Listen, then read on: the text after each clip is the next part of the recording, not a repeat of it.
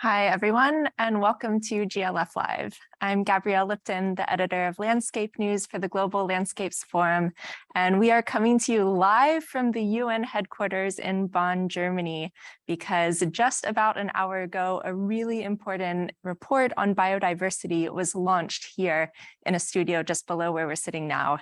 And that report is called The Sustainable Use of Wild Species Assessment, and it was launched by IPBES, Intergovernmental Policy Science Platform on Biodiversity and Ecosystem Services. So IPBES is currently having meetings here in Bonn, its 9th session plenary, and one of the highlights of this meeting is this report that was launched today that we're going to hear about from Dr. Marla Emery, who I'll introduce in just a second. But first, to give a bit of context to this report, about 3 years ago, IPBES launched a different report which broke headlines with its finding that about 1 million species are at risk of extinction because of human activity. And the three main drivers of that biodiversity loss is first and foremost habitat loss and the degradation of natural habitats. The third reason was climate change, but the one in between, the second reason, was the overexploitation of wild species. And so that is what this report is about. It digs into why that's happening, what we can do about it, and I encourage everyone to look into it. It's online now for everyone to read. It just launched, and we're about to hear from Dr. Marla Emery. Thank you so much for joining us. Dr. Emery is the scientific advisor for the Norwegian Institute for Nature Research, and she's a former research geographer with the US Department of Agriculture's Forest Service. And her work has taken her from Mongolia to Colombia to Scotland, a lot in the US as well, with a focus on forests. And her role in this specific assessment was to co-chair it. She was one of 3 co-chairs. And as part of her duties, she really focused on bringing in Indigenous and local knowledge, bringing that into the limelight of the proceedings. So thank you so much for taking the time. Congratulations on the launch of this incredible report. And I'd like to start with the basics to make sure that we're all on the same page, which is piecing apart the title itself. So could you define what you mean by wild species and also the stipulations for sustainable use? Oh, such good fundamental questions to begin with. So recognizing that there is a very large spectrum between species that have been bred for generations or perhaps are being genetically modified to have specific characteristics that human beings are interested in. We would call them domestic species, and species in which human beings do not modify their environments at all, don't try to breed them at all. There is a wide area, but basically what we defined as the area of interest for this assessment is species that are not domesticated. And so that is what this assessment looks at: sustainable uses of species that are not domesticated. What is sustainable use? Sustainable use is use that preserves the populations and the genetic structures of wild species, as well as the habitats, the environments in which they occur, while providing benefits through direct use to human beings today and for future generations as well. Thank you. So really looking at that human environmental interface. That's species. Exactly right. Great. So the report found that 70% of the world's poor is directly dependent on wild species, but wild species also underpin the economies of wealthy nations. Could you give more insight into why everyone should care about this report? Yes. If you eat your breakfast on a table made from wood, odds are pretty good that that wood came from a forest that could be considered to be a natural forest. I mean, there's a lot of plantation wood out there, but there's also an awful lot of wood from natural forests. So if you're eating your breakfast on that table, then you're making a direct use of a wild species. If you're putting wild blueberries in your muesli while you are having breakfast, again, you're consuming a wild species. If you're using a cosmetic that has actual ambergris in it, for example, you're using a wild species. So really, even in developed nations, we're often using wild species and we're not aware of it. Many cancer treatments are based on wild plants. In addition, we actually do interact directly in our own daily lives more than we know. So for example, as you said, we're sitting here in Bonn, and right now the linden trees have bracts on them. It's a part of the flower, and tea made out of linden flower is very valued. It's something that many of us, including myself, enjoy. And you'll see people on the streets of any city with linden trees gathering those flowers to take them home to make tea. If you go for a nice walk and there's some berries on the side of the road, you're going to maybe pick those up and put them in your mouth. It's not a large scale use, but it's a use that connects you to nature. Mm-hmm. Absolutely. I think we overlook so many of the ways that we use wild species. And that's something that the report taps into really well, is making clear all of our many, many uses. This report took over 4 years to produce. It's the work of 85 experts such as yourself and over 200 contributing authors. And it came into existence because it was asked for, it was demanded. Could you tell us why there was such a demand for this report? Well, as you said at the outset, the IPBES global assessment identified that overuse of wild species is a key driver of biodiversity decline. And so clearly that's something that needs to be looked into. But in addition to that, the Convention on International Trade in Endangered Species identified a need for further information on what species are being used, how they're being used, and what are the contexts within which they're being used, so that instruments like CITES can be more effective. Because one of the things that we see consistently in trying to adopt policies to create or to promote sustainable use of wild species is that we really need to understand those systems as both social systems and ecological systems very thoroughly in the places where they occur in order to craft and implement effective policies. Mm-hmm. Yeah, so again, really looking at all the ways that humans are interacting with these species. And I'm going to skip ahead in my questions a bit and then come back to the more pointed questions about the report, because it builds on something that you're just talking about, which is policy. And this report is so policy focused and lays out 7 main ways policy can be reformulated to support more sustainable use of wild species. And I was wondering, just to take a big step back, why is there such an onus on policy to take responsibility for this issue? That is the charge of IPBES. The charge of IPBES is to bring the best available knowledge to decision makers and policymakers in particular. But we understand decision makers in a very ample sense. That is people who are making decisions at the local level, all the way to the national level and the international level. And that was our charge. That sounds like a good enough reason, fulfilling your mandate. The report lays out as well the 5 main practices in which wild species are used, which are fishing, gathering, logging, terrestrial animal harvesting, which includes hunting, and then non-extractive practices such as simply enjoying nature. Which of these main practices did you find are most in need of reform?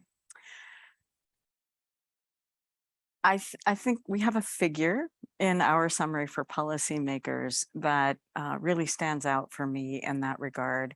And that figure shows how many species, wild species, are used by people.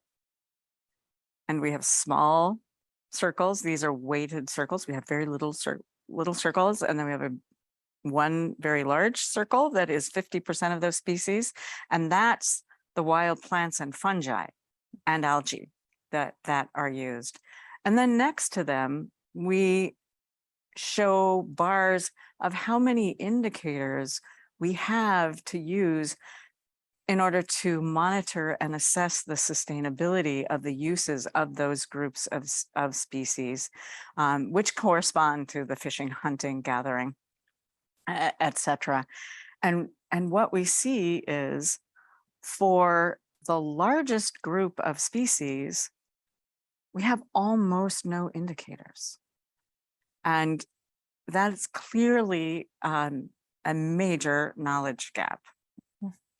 And so what will be done about fulfilling that gap? Well, we start by calling it out and saying, we've put a lot of effort as scientific communities, as policy communities, into developing indicators in these other areas. And perhaps there's something that we're overlooking here that is very important. And it's time for us to begin to bring more attention to those groups of species and those groups of uses. And so again, one of the purposes of IPBES is to highlight exactly this kind of thing so that they can be prioritized for future research, for future investment, for policy making, and for information creation. I think one other thing that I would add there, which is a very important finding of this assessment, is although there may not be science, that scientific information about the sustainability of many of those species, about the basic ecology of many of those species, in many cases, there is very rich and detailed indigenous and local knowledge. And where the principle of free, prior, and informed consent is observed, that is where indigenous peoples and local communities are able to make choices about what information they share and how it is used. That is an available source of knowledge from which we could all benefit. So first step is knowing what we don't know, which this report calls attention to, and hopefully some scientists will pick that up and carry that forward. But then what you were saying about going to the indigenous groups and the local groups and gathering what they know, I know that's been a big part of your work and your career, and especially your interaction in the development of this report.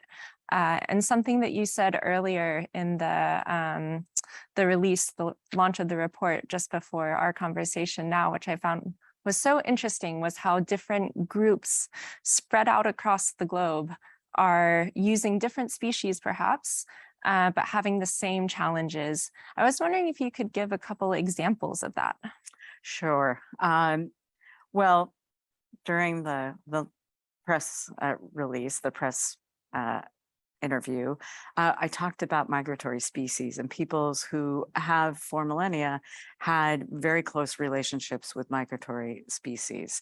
And in particular, we can think about caribou. And the caribou have territory through which for hundreds to thousands of years they've moved.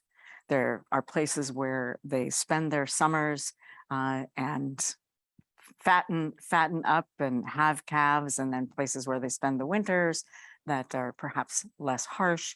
And the health of those caribou herds depends on their being able to make that movement.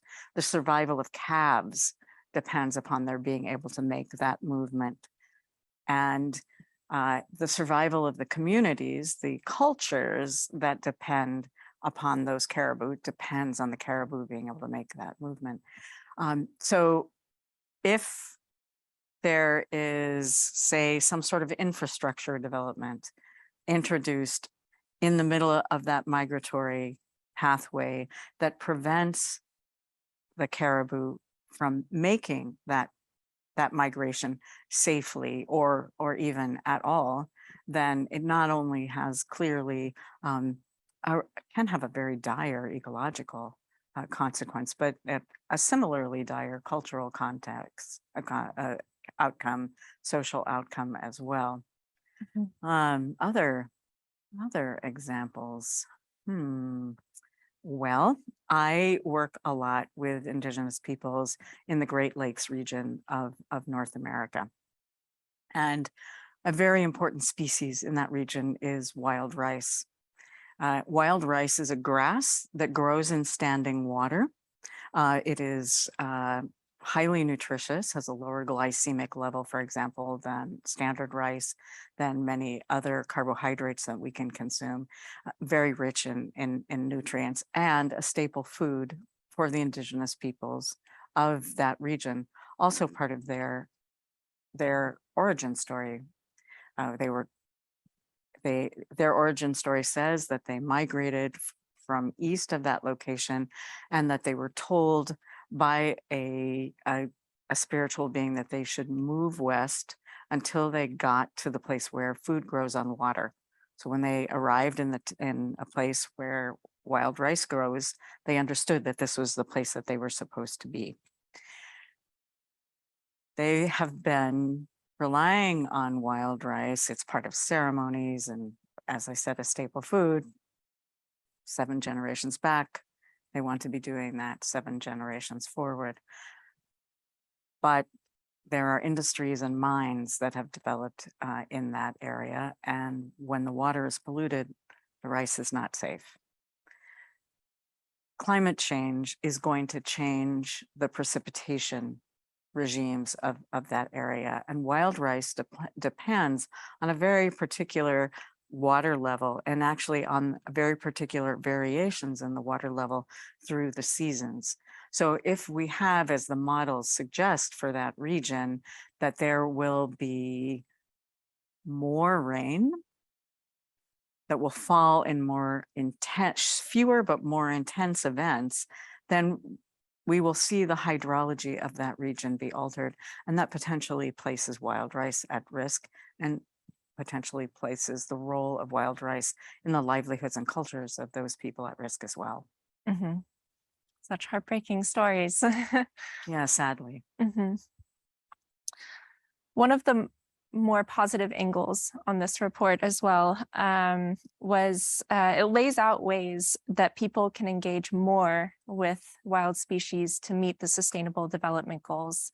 So ways that we can sustainably use wild species to feed ourselves that are different than the ones that we're doing now, for example. But this made a question arise in my mind. How do we engage more with wild species while at the same time doing less harm? Such a good question. I think first, it's important for us to be aware that we are engaging with wild species, to know something about the wild species that we're engaging with. There's no single recipe for the use of all wild species to be sustainable. But what we do know is we need to understand them. We need to understand their life cycles. We need to understand how we can interact with them, when we can interact with them, where we can interact with them in a way that isn't going to damage them, that is going to allow them to continue to be present in the land and to thrive, so that we can similarly thrive in a landscape. So if I could give you an example of the kinds of measures that are common among Indigenous peoples and local communities that maybe have a long-term relationship with a species. In the case of the wild, returning to the case of the wild rice, for example, there's deep understanding of the life cycle of the wild rice. If you harvest too soon, you're going to disrupt that life cycle. If you harvest too much, you're going to disrupt that life cycle. So customary harvesting techniques, for example, make sure that a lot of the rice, the seed, falls back into the water so that it reseeds itself. You don't take everything.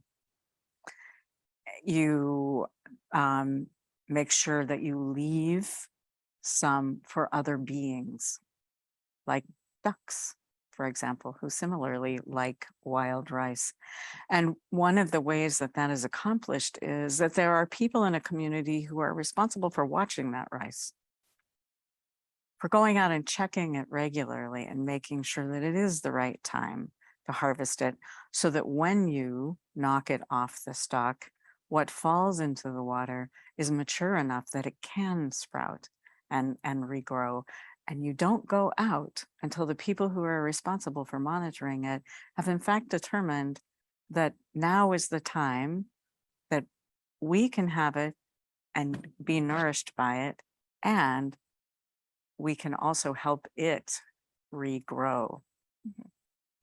You have such a beautiful way of describing these issues. And I love the line that you said that we shouldn't take everything. I think that could be a motto for these times in general. Yeah, absolutely. And often the teachings are, you never take the first thing that you find. You certainly never take the last thing that you find. And you don't take the biggest or most robust thing that you find, because you want that to still be out there reproducing and making more of itself. A healthy dose of self-control is good. Exactly. And that goes to another point in this assessment, which is we're going to have to exercise self-control in our consumption. Yeah. I definitely want to get to that and the ways that you hope this report is carried forward, especially in conversations later this year. But I just have one more question before we get there, which is again something that I found so interesting, was the gender lens that is cast upon this report and the ways that women harvest differently than men.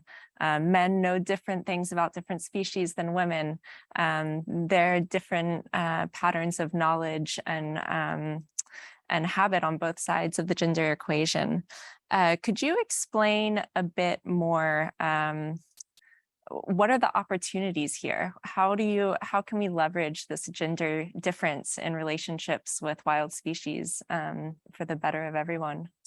So one of the key characteristics of sustainable use systems that we've identified in this assessment is involvement, transparent, participatory involvement of people who use a wild species in the crafting of policies, of management systems.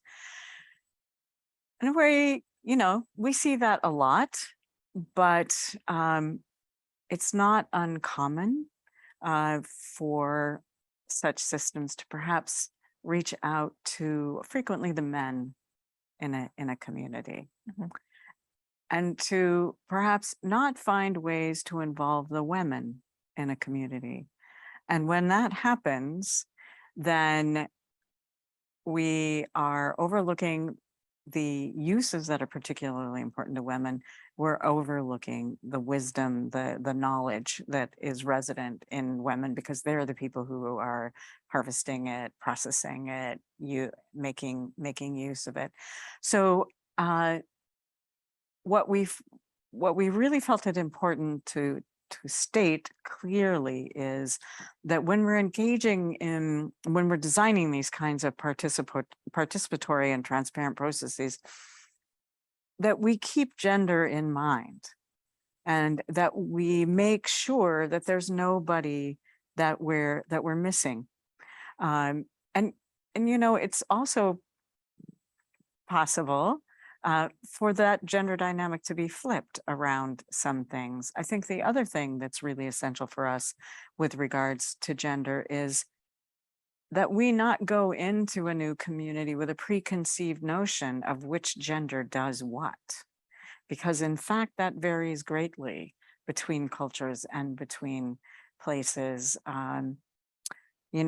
When we're thinking about fishing and fisheries, for example, coastal communities very often have clearly defined gender roles for who fishes what kind of fish, what kind of marine animal, who takes it to market, who does the processing.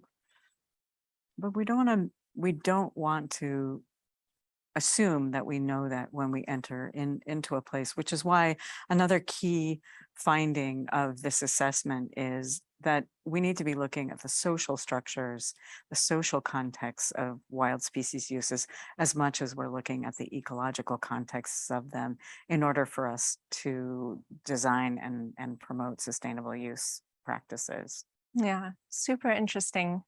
Um, Now going into where this report should go and how it should be taken forward, there are a number of important conversations coming up later in this year around trade and biodiversity and climate change.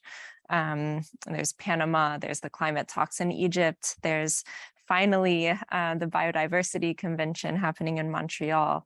How do you hope that this report informs the negotiations happening around the world this year? Well, we hope that it does. So clearly there are aspects of this report that are particularly germane to each of those policy processes that you have mentioned. We certainly cannot be prescriptive and tell the CBD, for example, what they should be doing, but there is a great deal of very valuable information here, and the co-chairs and the experts who worked on this assessment will be working very actively to make sure that that opportunity is put right there for people to make easy use of the results from this assessment. You know, we used 6,200 references in this assessment. And without wanting to break my arm patting our collective back for having done this, this information is not available under one cover anyplace else. This is, there's a lot of outstanding science about individual species, individual places, individual communities, but nowhere else will you find that brought together and analyzed and the patterns identified and synthesized in the way that you will with this assessment. So we sincerely hope that that will make the job of the CBD, of Montreal, easier. Yeah, hopefully. Just some light summer reading for everyone. Yes. And then my last question for you, and you've kind of scattered it through, peppered a couple throughout our conversation, but and people are gonna hopefully go to the headlines and see the numbers and see the main statistics coming out of this report. But what are some of the main messages that mean the most to you? Things like the self-control we need to exhibit, things like that you hope resonate and take hold in the hearts of minds and of policymakers and of everyone, really. I think right up at the top is that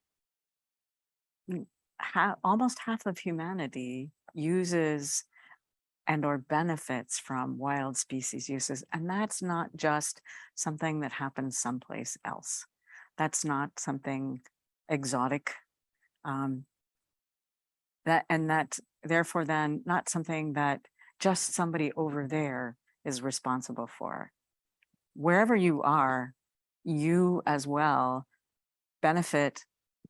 And if you benefit, you have responsibilities.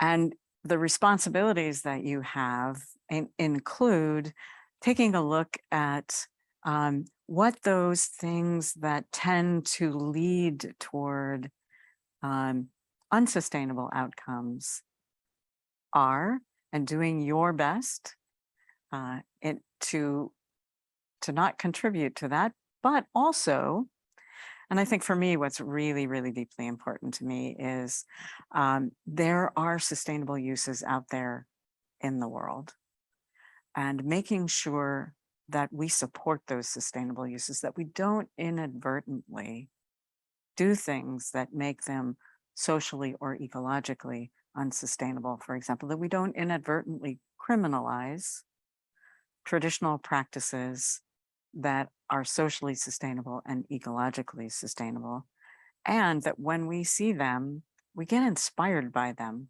and we use them as models for how we can make more sustainable use, or how we can make sustainable use more common in the world than it is today. Well, thank you so much for ending on a positive note. It's nice to know that there are places we can look in the world to find inspiration, and maybe it's simply just appreciating the tea that's growing on trees around us as we walk around. But thank you so much, Dr. Emery, for your time. It's been such an immense pleasure to talk to you. Congratulations again to you and your team and all the experts on this report, and to everyone who joined us. Thank you so much for making space in your day for this GLF Live. And we'll see you next time.